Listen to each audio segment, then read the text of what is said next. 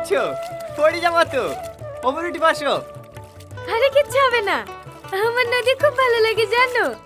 আমি যদি সাঁতার জানতাম না, নদীর এপার থেকে ওপার, ওপার থেকে এপার শুধু সাঁতার কেটে বেড়াতাম।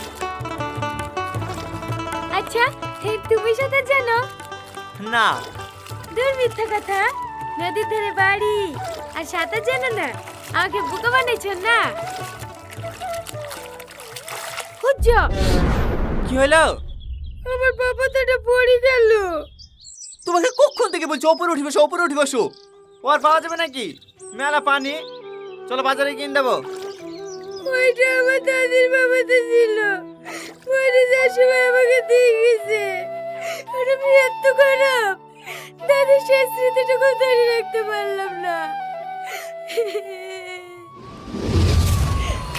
Tony, Tony, Tony.